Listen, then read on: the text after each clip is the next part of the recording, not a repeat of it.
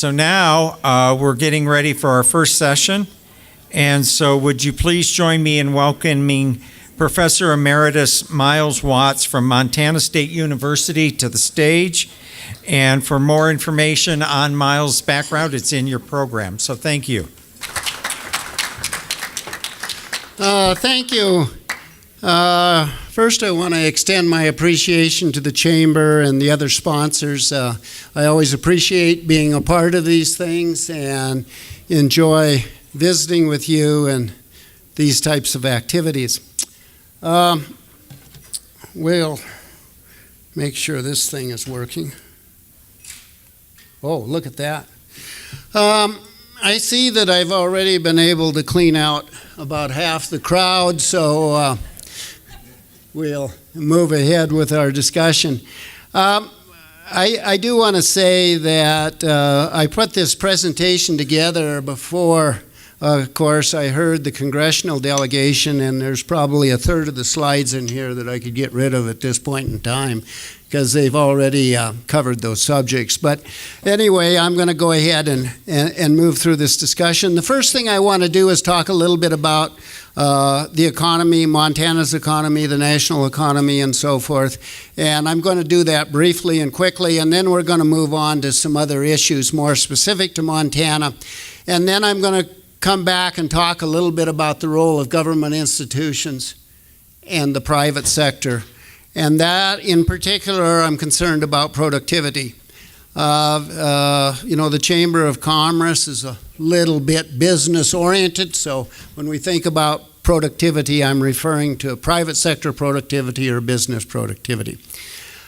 Basically, we have two groups of industries. We have the basic industries, which I've listed up there, as well as the secondary or derivative industries. Basically, the basic industries just have a larger impact on the rest of the economy if things change in those basic industries and those other industries for the most part. So the reverberations of a $1 increase in revenue in agriculture or mining or whatever of those basic industries is larger usually than a $1 increase in the other industries. I'm not trying to suggest that these basic industries are absolutely more important than the other industries, but we think of these basic industries of more of the economic drivers and the other industries as the ones that get driven by these basic industries. We don't want to overstate that case, but that's the situation that appears to occur over and over and over again. One of the things that I couldn't get data for Montana explicitly, but national data I think is useful here. Between the basic industries and these derivative or secondary industries, obviously over the long period of time, the secondary industries have become a larger portion of the economy. And all I've got here is agriculture in terms of proportion of labor shares. Currently, agriculture is about 3% of the U.S. labor force. In 1850, it was approximately 2/3, and it's just gradually decreased. This does not mean that these basic industries have really become less important. It's just that the other industries have grown much faster and are now a much higher proportion of the economy. The interesting thing in Montana is if you look at these basic industries over the last 40 years or so, the composition of those industries, the amount of each of the basic industries that's in the various sectors has not changed a huge amount. We still have about 35-40% of those basic industries is agriculture. About a third of it's out-of-state travel or tourism. And the other basic industries, mining, wood products, oil and gas, and so forth, make up the rest of it. And in particular, we normally don't think of industries like agriculture being a stabilizing influence. But the truth of the matter is agriculture and tourism have been very much of a stabilizing influence over the longer term. Certainly there's been short-term fluctuations. And in fact, some of those fluctuations have been a few years. But regardless, the agriculture and tourism have been a stabilizing effect. And just as a side, I get a little tired of some of these debates about who's the most important industry and which one we should emphasize and so forth. There's plenty of room in Montana for a lot of different industries, right? And so we should worry about how we're going to make more symbiotic relationships between these industries and how all of them can survive and do well and maximize their contribution to our economy. Most of us are aware that Montana is a low-income state. Depending upon whose data you look at, we usually end up in the bottom 6 or 7, sometimes as low as third from the bottom, sometimes as high as 8. But regardless, we are a lower income state. And there's some implications for that we'll talk about in a few minutes. On average, the cost of living in Montana is also lower than the national average at about 94%. But that doesn't apply to every place in the state. In fact, right now, Bozeman, Montana is the 43rd most expensive town in the nation in terms of cost of living. So there's a variety of cost of livings across the state. On average, we're a low cost of living state. But even after you adjust for the cost of living, our incomes are low. They're at about 93% of the national average. And that has a variety of implications beyond just our standard of living. It also has some implications some other places that we're going to talk about in a second. I'm not going to spend any time talking about Montana government expenditures. The LFA's office, the Department of Revenue, the Governor's Budget Office, and so forth are much more equipped to talk about these things. If you want more details, the biannual report from the Department of Revenue is an excellent source, great bedtime reading material. So I would encourage you to be familiar with that, particularly if you're going to be in the legislature. Similarly with revenues, and this slide didn't come out as well as I would like. By the way, there's copies of this presentation out there on the front table, so you're welcome to them. And the thing that I want to focus on off and on for the rest of my presentation is that bottom darker blue area that you can't read. For those of you who haven't figured it out, that's transfers from the federal government. That is transfers from the federal government. It's about a third of our total revenue for state and local government in Montana. We're heavily dependent upon transfers from the federal government. Depending upon which accounting system you use and who you read and so forth, we're certainly in the top 10 states in terms of revenue transfers and probably somewhere around 5. The state with the highest transfers as a proportion of their state and local government expenditures is New Mexico, Alabama, Mississippi, Kentucky, and then usually Montana. So we're heavily dependent upon federal government transfers, and so what happens at the federal level is going to affect the state level. And I would encourage the legislators and the other policymakers to be cognizant of that when you develop state policy. And I'm going to emphasize why. And that's because of the federal debt. Okay? And I'm going to talk a little bit about the federal debt here in a couple of minutes. Those funds that come from the federal government are concentrated in health and human services, primarily Medicaid. Remember, we're a low-income state, so we get a disproportionate amount of Medicaid, don't we? Education, and then transportation. Montana has the most miles of interstate per capita of any state in the union because of the, what would we say, the expert political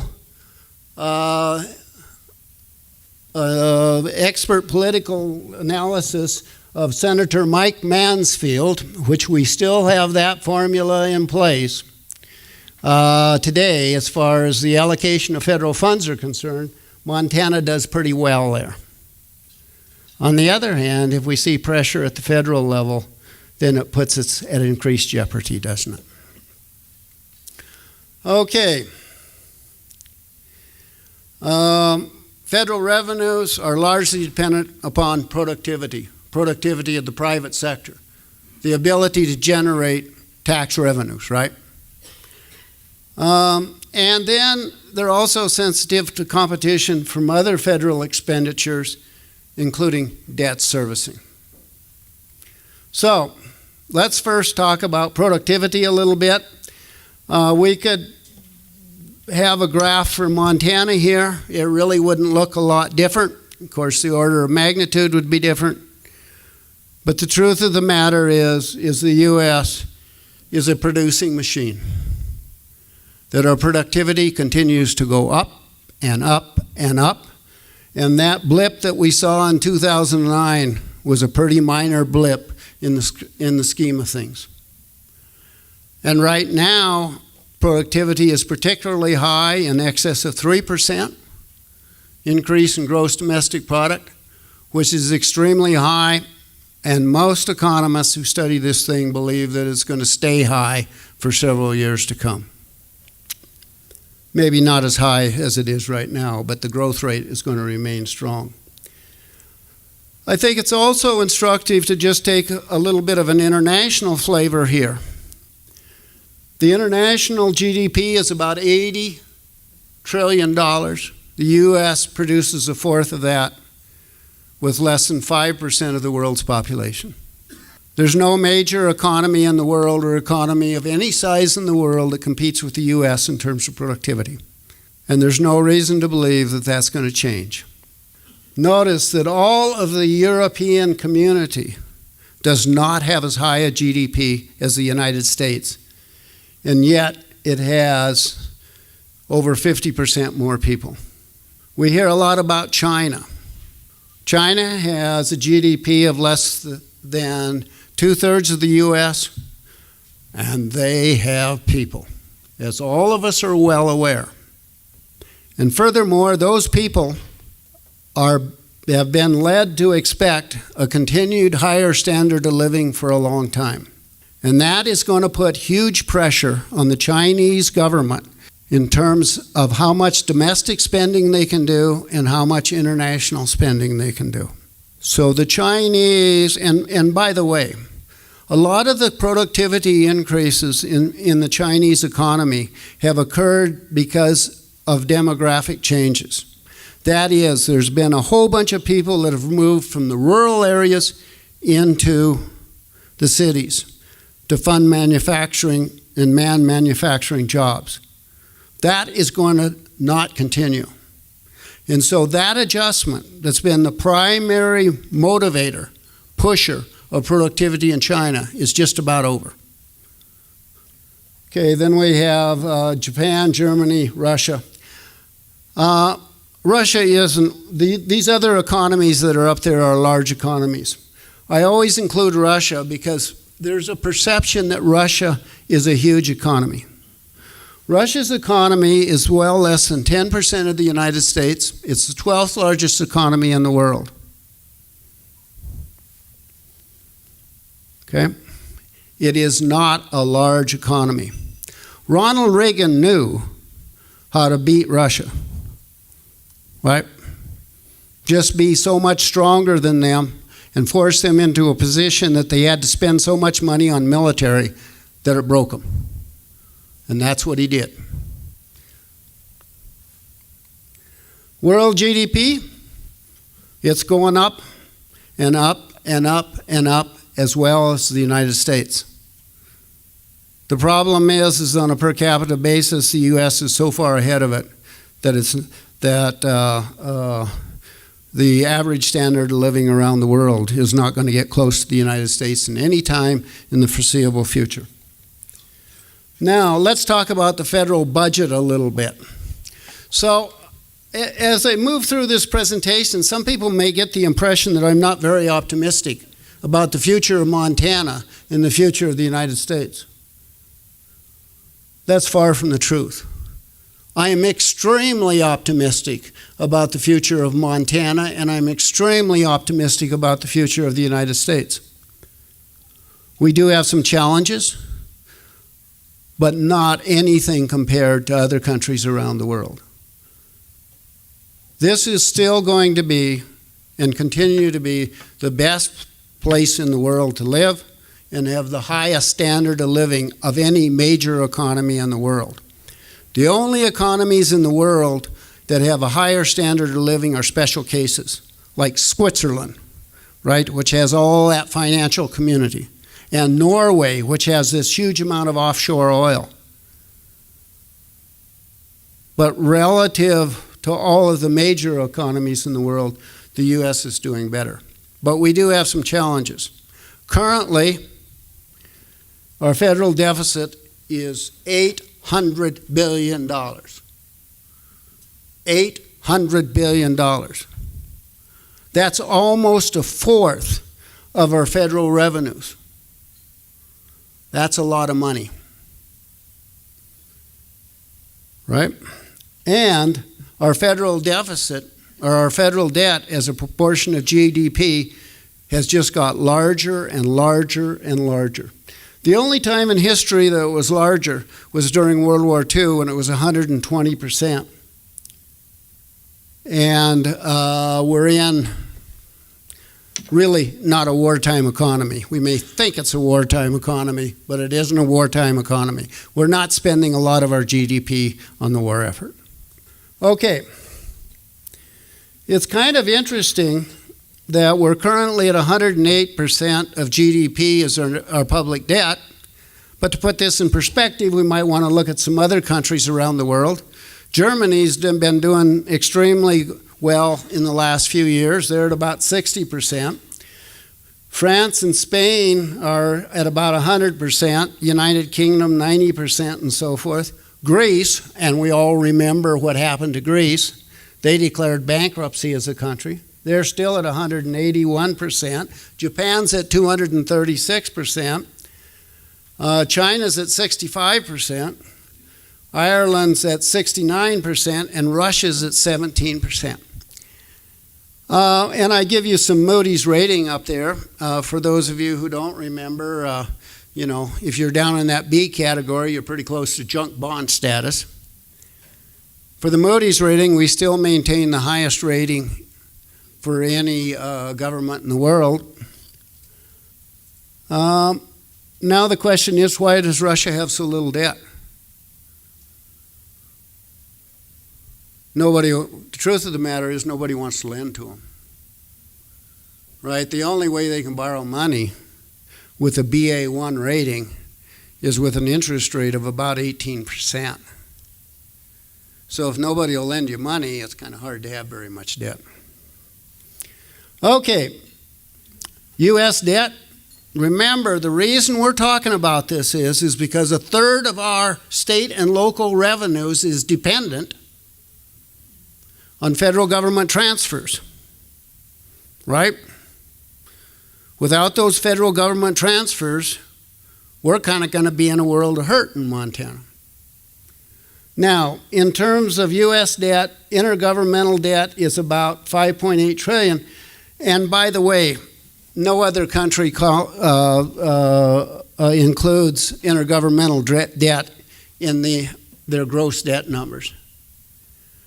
That is primarily made up of Social Security debt to the Social Security system, federal employees, and then some weird things like debt between the Department of Interior and the Department of Agriculture. But those things are a minor share of this $5.8 trillion. Foreign ownership of debt, we hear a lot of stories about that. China, $1.2 trillion. Japan, $1.1 trillion. $1.2 trillion is a lot of money, but relative to $21.6 trillion, And then U.S. citizens, T-bills, and all those sorts of things are $6.5 trillion. The odd thing about the U.S. debt is, to foreign countries owe us more money.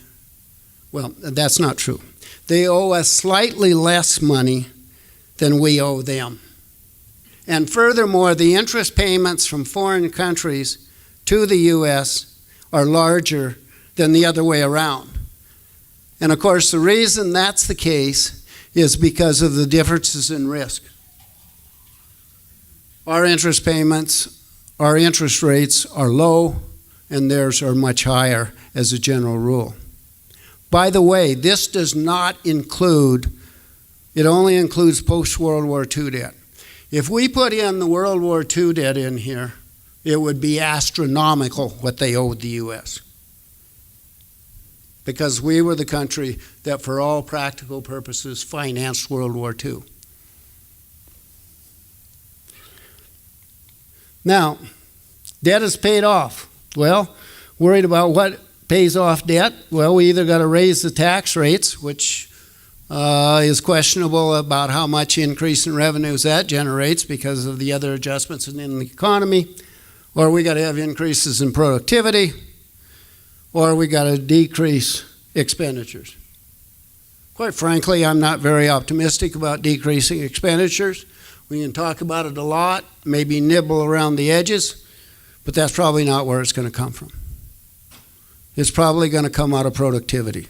If we're ever going to deal with this debt, we've got to continue to have this private sector grow so they generate more tax revenues. If we raise the tax rates, the offsetting effect of lower productivity is such that we're not going to gain a huge amount. So we got to have an increase in productivity. Now let's think about whether it's Montana or it's a nation as a whole, how do we get productivity? Well, I want to talk about a variety of things here, but basically in the past we've obviously had a larger population. I haven't put that up here because I think that goes without saying. But we do have some issues here. In the future, in terms of demographics, we're going to worry about age. Going to talk about that a little bit more. Talk about participation and human capital. After World War II, for the next 40 years, we had a huge increase in labor participation in the U.S. And primarily that was due to women entering the workforce. Today, all the women are working. So we're not going to get a lot of increase in participation in the workforce. Maybe some, but not a lot. Human capital. Certainly, if we're going to increase if we're going to exploit the technological advances that we've had in the past and we expect in the future, we're going to have a lot of human capital. That means a lot of competency in the workforce. Now, I'm going to commit a little bit of heresy here. We have historically in the U.S. emphasized disproportionately a university and college education. And those things are important. But those trade schools out there are important too. Being welders and carpenters and electricians and plumbers and tinners and so forth are a very important part of our economy, and we need to be paying attention to them. The other thing that's happened historically that we've got a lot of benefits from, though, is training in the military. As we have a lower and lower proportion of our labor force that's been in the military, we're not going to have that training. And basically what's likely to happen is the private sector is going to have to expand their training even more than they have today as they hire employees. Those of us that hire employees, we all sit there and lament that, it'd sure be nice if they had bigger skills. But the truth of the matter is that is not likely to happen. And we're going to have to step up to the plate as a private sector in order to take care of that. I want to talk, and of course, technology. If you look at the three things since World War II that has primarily driven our economy, it's women entering the labor force, more human capital, more skilled employees, and technology. Those are the three primary drivers.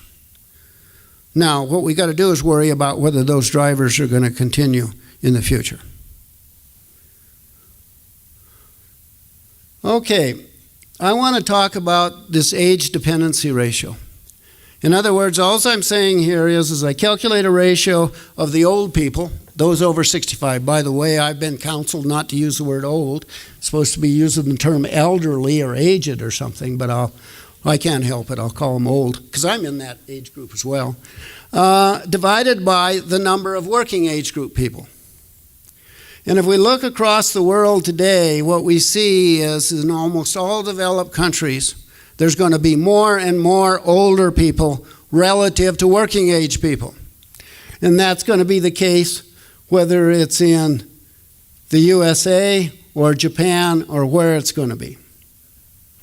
Now, certainly the US has a concern here.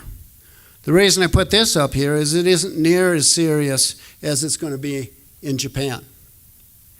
Now, if you notice, China isn't on this chart. The reason it isn't on that chart is because it can't get the data. But we are fairly convinced that that number in that right-hand column would be the highest for China of any developing country in the world. And when they instituted that one-child policy, by 2030 they're going to start paying for it because they're not going to have enough people to support the elderly. Now, just to go back and remind you, so that 0.37 in 2030 means that there's going to be a 0.37 older person for every working age person. Now, of course, that varies across states. And so, let's look at Montana.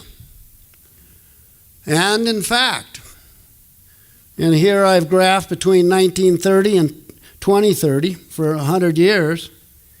And in Montana, we're going to hit between 0.44 and 0.48. We're going to nearly get to the point that there's a half an older person for every working age people.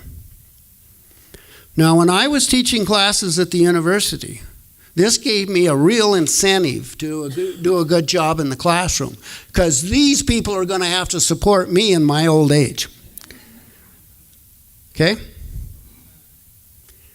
But this is a concern, and it's a concern in terms of who's going to support who, and it's a public policy concern for state legislators.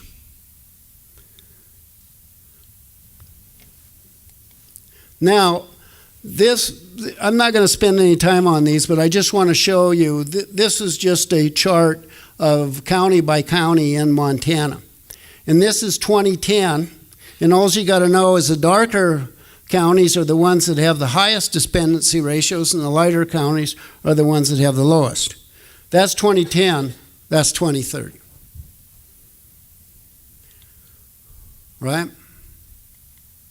So there is differences by region of the state, and that I encourage county governments to be thinking about this. And much of this adjustment between 2010 and 2030 occurs from about 2022 to 2030. Okay, so we've got 4 years to start getting ready. Okay.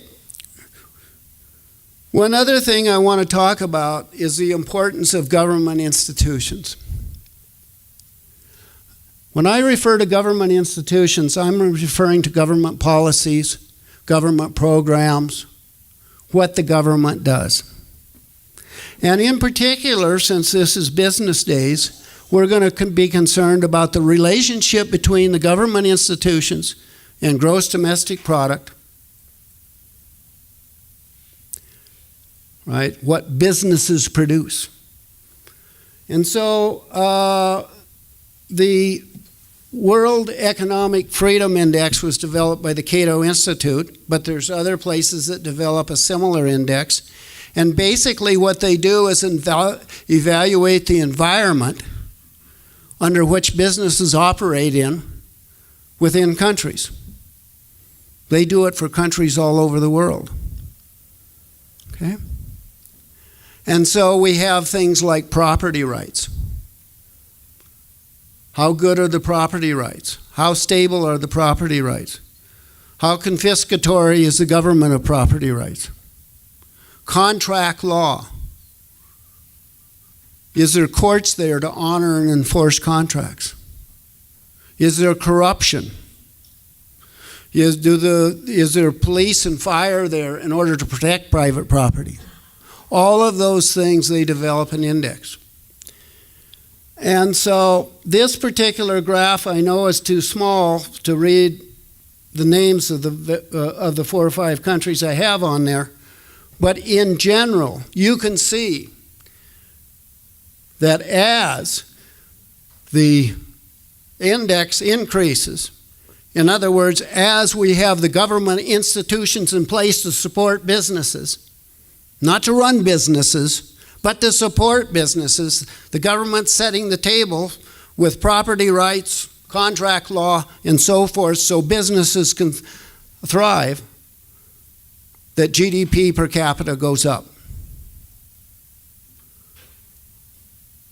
That GDP per capita goes up.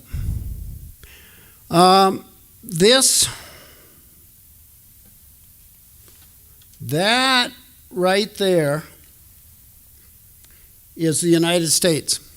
The United States used to be the furthest one to the right. And it will move more to the right here in the near future when this index is redone. But much of that movement to the left that occurred about 10 years ago was due to one court decision in the United States. It was called the Kelo decision. In the Kelo decision, it was a situation in New London, Connecticut, where the town of New London, Connecticut took private property, turned it over to a private entity with for the explicit reason of generating more property taxes because they thought that private entity was going to build a great big plant there. Okay?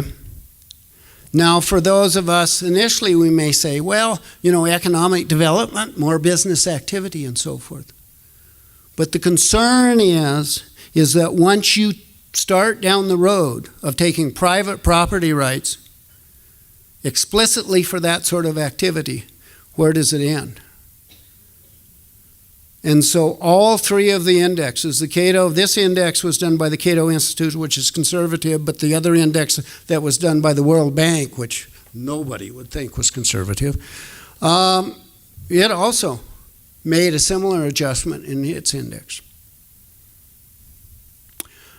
The reason I show this is because these government institutions are important, and you as state legislators need to be well aware of that the decisions that you make that affect businesses have a real effect.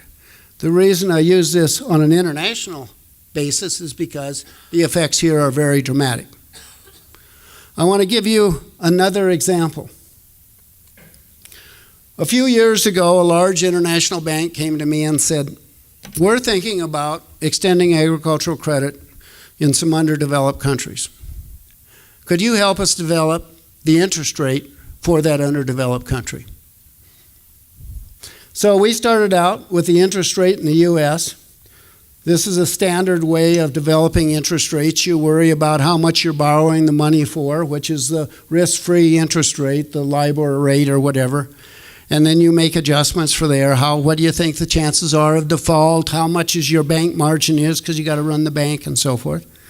And of course, when we got done with the U.S., on agricultural loans, we ended up at about 4.5%. And then we did it in a similar manner for this developing country. Well, it turns out that the bank margin has to be higher there. Even though the labor rates there were lower, the skills were less. And what that meant was you had to have more people and you had to do things in a different manner that were more expensive in aggregate. But that wasn't the big deal. The big deal was they had a whole bunch of inflation, 10% inflation rate, 10% higher than the U.S. So that had to be added on. And then we go down and we look at default risk.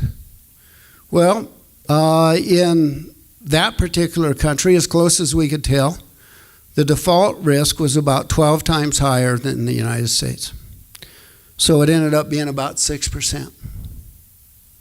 And then we didn't have the court system, the contract law system, and we were worried about it being either nationalized or the government just passing a law says that all debts from foreign banks were null and void. So we added another 5 points. In the end, we ended up with 25% interest rates, approximately 5 times higher than the U.S. Much of this, almost all of this, was due to a lack of government institutions. Today, in the Ukraine, for example, interest rates are 23.5% in agriculture. And it's because there is so much corruption, so little you can't hardly collateralize land in the Ukraine. Right? In the U.S., we've had government policy issues that could have caused us some concerns. Are they as big as the Ukraine or a lot of other developing countries? No.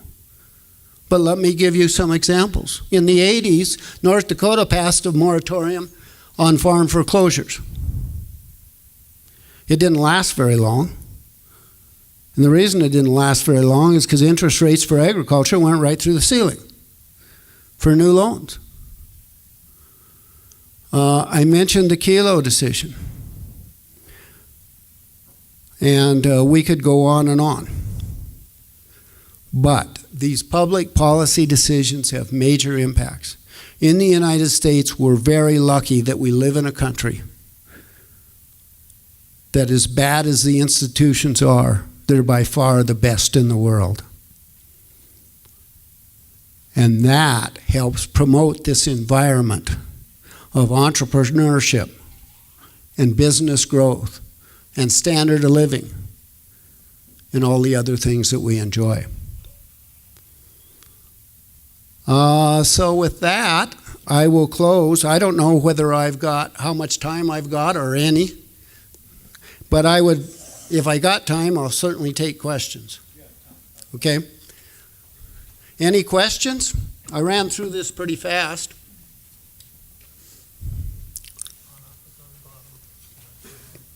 Yeah. We have a huge national debt, but we also have one of the strongest currencies in the world. Can you comment on that? The Sure. relationship of those two? Nobody's worried at this point in time about default. So that causes a strong currency. If you're looking for a place to put money that's risk-free, you're going to put it in the United States because there's such low potential for default.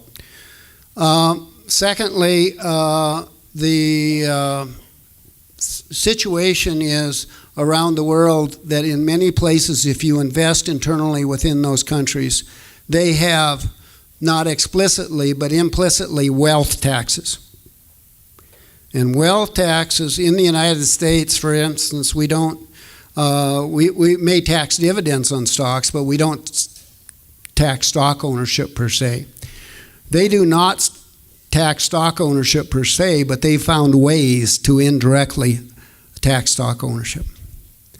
So the bottom line is that jacks our currency up. Now the problem with that, of course, is it puts us at a little bit of a competitive disadvantage with the rest of the world, right? Because our money is so valuable that it's difficult for us to, as producers, to export around the world.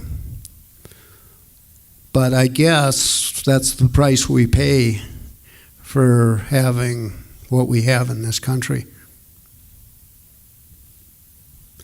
Your suggestion is that a third of, your commentary is a third of state revenue comes from federal dollars, and there's a concern about what happens with based on the deficit.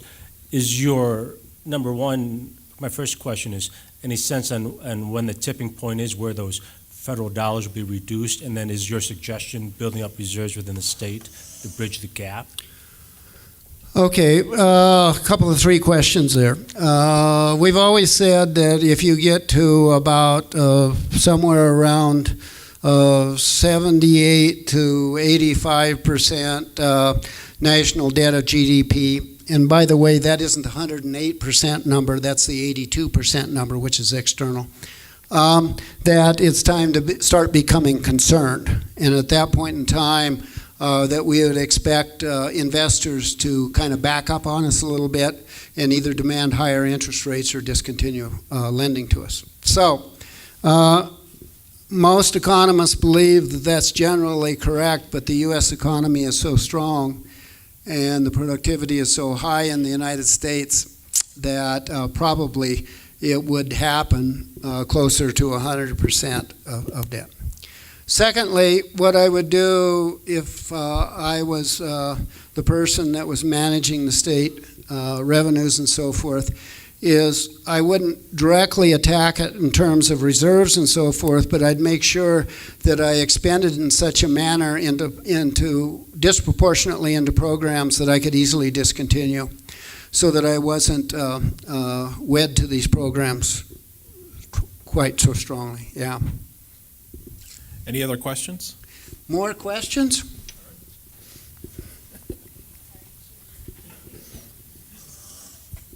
Thank you for your time today. Going more a little bit grassroots, when we look at the 2030 numbers and our aging work population, the senators, both of them kind of touched on it as far as our opioid and our workforce, that we're trying to create an infrastructure here. What does that look like? Because our bigger corporate entities within Montana won't be able to help sustain employers. It's going to be the entrepreneurs. So what does that look like? Bad. Thank you. To be blunt about it, it's bad. If you go into the Bakken, particularly over there, they have a huge problem over there. And when you get to the point that you're reluctant to do drug testing because you think you're going to lose a high proportion of your employees every week, you know you've got a serious, serious situation. And so we have to figure out ways in order to deal with it. We've tried a lot of things. We've tried education. That hasn't seemed to work real well. Effects are minor, but positive, but they aren't. That doesn't appear to be the solution to the problem. The saddest part of this is, of course, is the real severe problem is in the Native American population, where we've got just a huge dependency problem, both with alcohol and opioids and everything else. So I don't have a solution to that, but hopefully somebody, it turns into an economic problem, but it's not the sort of thing that economists are really good at attacking. We do know that in certain parts of the country that negative incentives, such as incarceration and so forth, has worked to some degree, but that has not worked in northern United States. Oddly enough, they seem to have some benefits from those types of programs in Texas and so forth, but it doesn't seem to work in the north. Montana, as most of you are aware, has one of the highest alcohol per capita consumptions in the United States. And we have a good time here. And I think Nevada and Hawaii are the only two states that have higher alcohol consumption per capita, and that's basically because of the high tourism. And so it just isn't opioids, it's alcohol as well. Yeah, Wayne Beck. Can you tell me how modern monetary theory fits into this? Because it suggests that if you have a fiat currency, that national debt is not a big issue. Yeah, I don't think Milton Friedman would necessarily agree with that. But certainly that national debt thing is exogenous to his models. And so, I don't think it fits well enough in the models, just the way the models are structured. But you're right, Any other questions? The second microphone's coming to you. how does cryptocurrency play into any of this? Well, I have yet to find an economist that has much use or, I mean, they view it kind of like why do people gamble in Las Vegas is because they enjoy it rather than it being a legitimate form of investment and so forth. There is something to be said for privacy sort of related issues that often comes with cryptocurrency that some people value highly. So, yeah, but no. It's just like investing in gold, right? If you're really scared, it might be okay to invest in gold, but gold produces nothing in itself, right? So, all of those types of things you've got to be really careful of. Yeah. Oh, quick thought for you. I don't know how many legislators there are here today. I know they're preparing for the session, but there's some real scary numbers here if you look at our demographics and where that's headed. And how do we encourage our legislature, our governor, to pay attention to these trends when on a session by session basis we're just trying to balance the budget? So let me use this as an example. So if we know that given the numbers, it's going to take a lot more investment in a competent workforce to keep up with where we're headed as a state. If we understand that, and yet if you look at just career and technical education spending in Montana compared to the other western states, we're at the bottom of the list. Mm-hmm.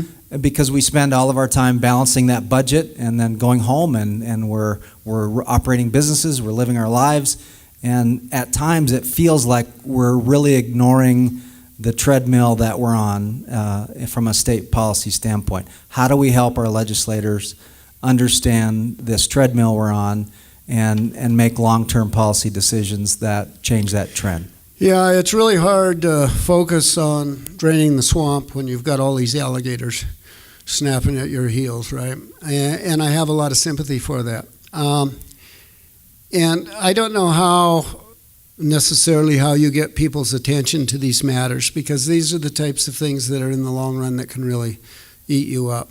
I would say, though, that, the problem with both Social Security and these types of issues has to do with the fact that people, a lot of it is just demographics and the baby boomers going through the system and all that sort of stuff. But part of it is people are living longer. And we didn't take and make adjustments in Social Security retirement programs for the life of the people nearly as much as we needed to. We made a year or two adjustment. 50%, when at the time Social Security was developed, the majority of the population never drew any because they died before they hit the magic age to draw Social Security back then. So, given the nature of employment today, people can work longer. There's fewer people out there doing hard physical labor today than there used to be. And it was the hard physical labor that forced people into retire, that they just couldn't do it any longer. So I know this is extremely unpopular, and it's a good way to get voted out of the legislature or out of Congress. But at some point in time, we're going to have to address this issue. By the way, what single action, political action, changed the actuarial soundness of Social Security? Today, the Social Security system would be actuarially sound if the same number of people were smoking as were smoking 30 years ago. Okay, so if we want the system to be sound, I won't say that. Dark. But those are the sorts, and furthermore, it has really messed up Medicaid and Medicare. Because today there's a lot of people dying of Alzheimer's. And dying of Alzheimer's is a lot more expensive than dying of heart disease or lung cancer. So when when these things changed, we need our policies to be more dynamic. Unfortunately, most of that dynamics is hugely unpopular with the populace. Any more? I know I didn't answer your question, but I hope I, yeah. No worries. Any more questions? Going once? Twice? Thank I think you. we got it. Give him a Thank big you. hand. Thank you, Thank you, Steve. Whip. Thank you, Doctor.